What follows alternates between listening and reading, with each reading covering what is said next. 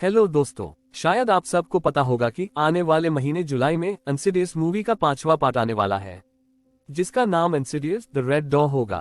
इसलिए आज से हम इंसिडियस मूवी के पार्ट्स का 1 बाय 1 एक्सप्लेनेशन सीरीज स्टार्ट करेंगे, जिसमें शुरुआत हम 2010 में आई इंसिडियस और सीरीज का अंत 2018 में आई इंसिडियस द लास्ट की तक हिंदी एक्सप्लेनेशन करेंगे। तो चलिए शुरू करते हैं मूवी के पहले पार्ट इंसिडियस से।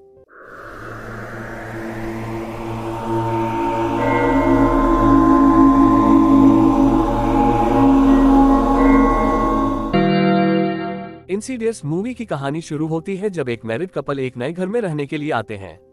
उनमें लड़के का नाम जोश था, उसकी बीवी का नाम रनाई था और इसके अलावा 2 बेटे थे जिनका नाम डॉल्टन, एक नवजात शिशु जिसका नाम फॉस्टर था। एक बार डॉल्टन को इस घर के एटिक से कुछ आवाजें सुनाई देती है और वह उन आवाजों का पीछा करता है। उसके पास जाने पर उसे वहां एक दरवाजा दिखता है जो कि अपने आप ही खुल जाता है। वो उस दरवाजे से अंदर जाता है और एक सीढ़ी की मदद से ऊपर जाकर छानबीन में लग जाता है। उसे वहां किसी अनजान चीज की परछाई दिखती है और वह हर बड़ी में सीढ़ी से गिर जाता है। सीढ़ी से गिरने के कारण उसे काफी चोट आती है और बहुत जोर जोर से चलाने लगता है। डाल्टन की आवाज को सुनकर उसके माता पिता एटिक के पास आते हैं और वह उसे उठाकर बेडरूम में ले जाते हैं। फिर जोश और रनाई बच्चों को उस एटिक में जाने से मना करते हैं और अगले ही दिन में पता चलता है कि उनका बेटा डाल्टन कोमा में चला गया है। कोमा में जाने के बाद डाल्टन का इलाज लगातार 3 महीने तक चलता है, मगर इन इलाजों का कोई मतलब नहीं निकलता।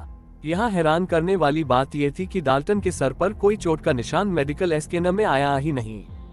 मजबूरन जोश को डाल्टन को अपने घर पर लाना पड़ता है। डाल्टन को घर पर लाने के बाद घर में कुछ असाधारण गतिविधियां चालू हो जाती है। रनाई को अपने बच्चे की मॉनिटर से आवाज सुनाई देती है जबकि वहां पर कोई होता नहीं है। कली, जो कि डाल्टन की नर्स थी, ये दावा करता है कि डाल्टन रात को स्लीप वॉक करता है। इन सब के अलावा रनाई कली के रूम में एक अनजान शख्स को देखती है जो जोश के आने पर गायब हो जाता है और इनके के घर का सिक्योरिटी अलार्म भी बार बार बजने लगता था और जब भी वह बजता था उनके घर का मेन डोर ओपन हो जाता था। इन सारी घटना के बाद में रनाई को डाल्टन के बिस्तर पर एक पंजे का निशान दिखता है। उसे देखकर ऐसा लग रहा था कि मानो कि वह किसी इंसान के खूनी पंजे का निशान हो। रनाई उसी दिन जोश से इस घर के बारे में पूछती है और जोश इन सारी बातों को हल्के में लेता है। यहाँ पर जोश को रनाई की मानसिक स्थिति पर शक होता है। उसी रात रनाई पर एक अनजान शख्स के द्वारा हमला किया जाता है जो कि कली के रूम में था। इस घटना से रनाई काफी डर जाती है और वह परिवार इस घर को छोड़ने का फैसला ले लेता है। नए घर में आने के बाद उनको लगता है कि अब सब ठीक हो जाएगा, मगर उनको पता नहीं था कि ये तो सिर्फ अभी शुरुआत थी और आगे भी बहुत कुछ खतरनाक होने वाला था। नए घर में आने के बाद रनाई को एक लड़का डांस करता हुआ दिखता है जो उसे डाल्टन के रूप में ले जाता है, जिसको भी कर रानी काफी डिस्टर्ब हो जाती है और डरी डरी सी रहने लगती है। इस घटना के कुछ ही दिन बाद जोश की माँ और घर में मिलने के लिए आती है और उनका कहना था कि उनको एक बहुत ही अजीब सपना आया है।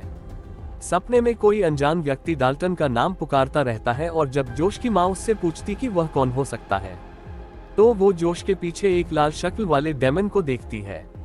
यहाँ वह घबरा जाती है कि तभी डाल्टन के रूम से आवाज आती है और यह सब उसके रूम में जाते हैं। वहां जाने पर पता चलता है कि डाल्टन का कमरा पूरा बिखरा हुआ होता है और डाल्टन भी अपनी बिस्तर से जमीन पर गिर गया होता है। इसके बाद जोश की माँ लोरेन तुरंत ही एक डिमोनोलॉजिस्ट या गोस्ट हंटर की एक टीम की मदद लेती है, जिसमें एलिजा, रेनिया, स्पेक्स और टकर नाम के लोग होते हैं। इस घर में आते ही एलिजा को किसी अज्ञात शक्ति की मौजूदगी महसूस होती है और डाल्टन के रूम में जाते ही उनको छत पे कुछ दिखता है। स्पेक्स तुरंत ही उस डेमोनिक एंटिटी की तस्वीर बनाता है और ये तस्वीरें उन तस्वीरों से बिल्कुल मैच खाती थी जिनको डाल्टन ने कोमा में जाने से पहले बनाया था। कुछ तहकीकात करने के बाद एलिजा बताती है कि डाल्टन अभी कोमा में नहीं है बल्कि आत्माओं की दुनिया के अंदर फंस चुका है। डाल्टन के अंदर बचपन से ही एक काबिलियत थी कि वो आत्माओं की दुनिया में घूम सकता था। उसमें वह अपने शरीर को छोड़कर अपनी आत्मा का सहारा लेता था, मगर इस बार वह कहीं बहुत दूर चला गया है और भटक गया है, जिससे वह किसी द फर्दर नाम की जगह में फंस गया है जहां लोगों की बुरी आत्मा रहती है। डाल्टन के जरिए हमारे दुनिया में प्रवेश करना चाहती है। अब एलिजा सांसे से नाम की विधि के द्वारा डाल्टन से बात करने की कोशिश करती है, लेकिन जवाब में एक डेमन इनसे बात करता है जो इनको धमकी देता है, डराता है और फाइनली डेल्टन के शरीर का इस्तेमाल करके इन पे हमला भी कर देता है।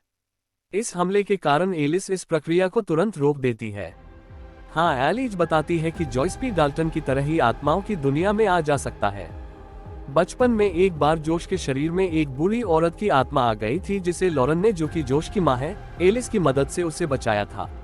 इस बात से एलिजा इस नतीजे पर पहुंची थी कि जोश में भी वही शक्तियां हैं जो कि डाल्टन में। तब इसका मतलब यह है कि जोश को ही अब डाल्टन को बचाने आत्माओं की दुनिया में जाना पड़ेगा। जैसे ही यह लिस्ट प्रक्रिया चालू करती है जो उसको अपने एक पुराने घर की तस्वीर नजर आती है और उसका कनेक्शन आत्माओं की दुनिया से हो जाता है। अपने पुराने घर के अटैक में जाने के बाद जाट को एक लाल दरवाजा दिखता है और जैसे ही वो दरवाजे के पास जाता है उस पर एक एंटिटी हमला कर देता है और यह वही एंटिटी होता है जिसने रेनाई पर पुराने घर में हमला किया था। वहां जोश की इससे लड़ाई होती है और जोश आइज हरा कर आगे बढ़ता है। आगे जाने पर जोश अपने बेटे डाल्टन को देख पाता है जो कि जंजीर से बंधा पड़ा था। जोश जंजीरों खोलता है मगर वहां पर उसका सामना डेमन से हो जाता है। जोश अपने बेटे को वहां से लेकर भागने की कोशिश करता है। वापस जाते समय जोश में बुरी औरत की आत्मा को देखा जिसने उसे बचपन में पोसेस्ड किया था और जो उस बुरी आत्मा के सामने चिल्ला के अपने परिवार से दूर रहने के लिए बोलता है। बार बार चलाने के बाद बुरी आत्मा गायब हो जाती है। डाल्टन को लेकर वापस अपने दुनिया में आ जाता है और सब कुछ ठीक हो जाता है। मगर तभी जब एलिस अपना सामान पैक कर लो प्लीज, तब वह देखती होगी जोश की हथेली किसी भी औरत की तरह गंदी हुई होती है। इस चीज को देखकर इसको शक होता है और वह तुरंत ही जोश की तस्वीरें और यह सब जो आपको पसंद नहीं आता और जोश एलिजा को गला दबाकर मार देता है। घटना के बाद रेनाई एलिस की लाश दिखती है और वो घबरा जाती है और जोश को खोजने लगती है।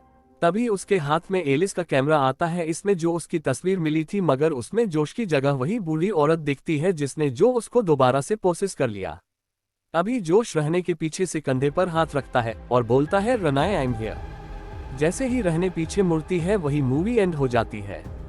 अब आगे क्या होता है ये आपको इसी सीरीज की हमारी दूसरी मूवी एक्सप्लेनेशन इंसीडियस चैप्टर 2 में पता चलेगा। आई होप ये मूवी एक्सप्लेनेशन आपको पसंद आई होगी। तो आज की वीडियो यही एंड होती है। अब मिलते हैं अगली वीडियो में। And don't forget to like and subscribe.